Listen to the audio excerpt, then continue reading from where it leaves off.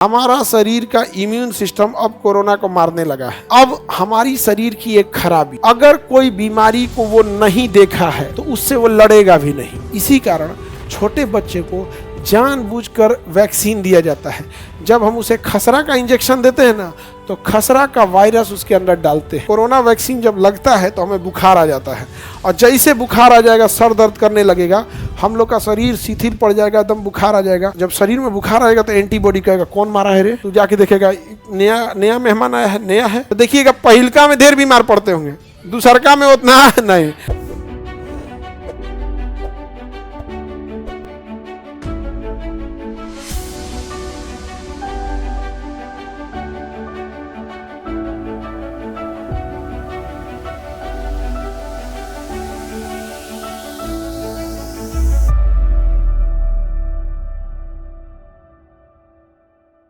Corona का जो test होता था वो किस विधि से होता था? RT-PCR। कैसे होता था? RT-PCR। क्या कोरोना खत्म हो गया है? हमारा शरीर का इम्यून सिस्टम अब कोरोना को मारने लगा है। अब हम लोग कोरोना को क्या करते हैं? निपटा देते हैं। स्टार्टिंग में हम लोग नहीं निपटा पाए थे। हमारे ब्लड में बहुत सारे एंटीबॉडी हैं, बहुत सारे एंटीबॉडी। लगभग हर बीमारियों के लिए हमारे शरीर में क्या है? एंटीबॉडी है। तो अगर हमारे शरीर में एंटीबॉडी है तो हम उस बीमारी से जीत जाएंगे या हार जाएंगे? ठीक है। और अगर एंटीबॉडी नहीं है, गए। अगर एंटीबॉडी नहीं है, हार जाएंगे। अब हमारी शरीर की एक खराबी, अगर कोई बीमारी को वो नहीं देखा है तो उससे वो लड़ेगा भी नहीं, कहेगा इसको हम नहीं जानते हैं कौन है ये, समझ में गया? अब तब तक उस शरीर को तबाह कर देगा।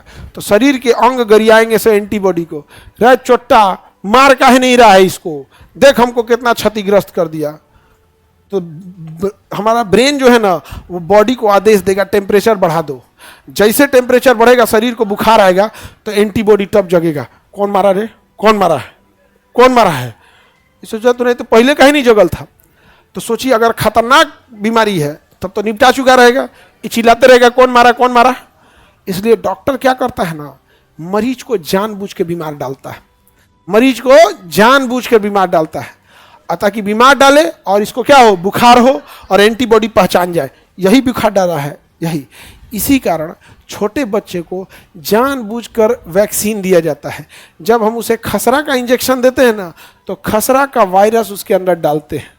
समझ में गया? हम लोग को जो कोरोना का वैक्सीन दिया गया है ना, ये कोरोना का वायरस डाला गया है, उसी का मिलता जुलता।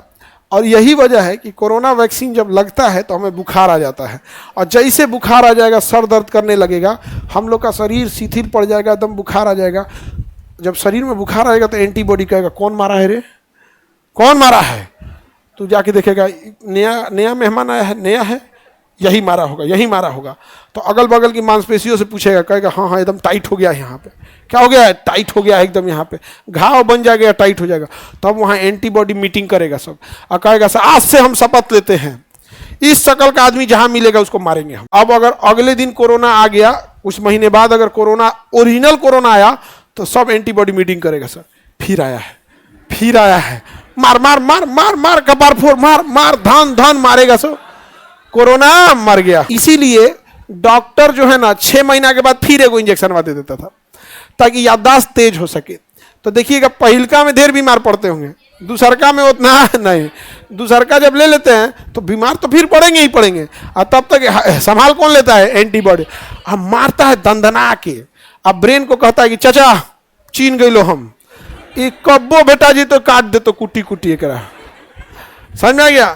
तो दोबारा 1 साल के बाद एक बार और वही वायरस में डाला जाता है, कहते हैं बूस्टर डोज है, अब फिर मार देता है। तब हम लोग के शरीर में जब ब्लड चेक होता है तो देखा जाता है कि वो एंटीबॉडी बना है कि नहीं, तो वो एंटीबॉडी मार देता है। समझा गया? ये बहुत ज़्यादा एंटीबॉडी काम करता है इस सब में मारने के टाइम, नहीं तो बहुत दिक्कत हो जाएगा।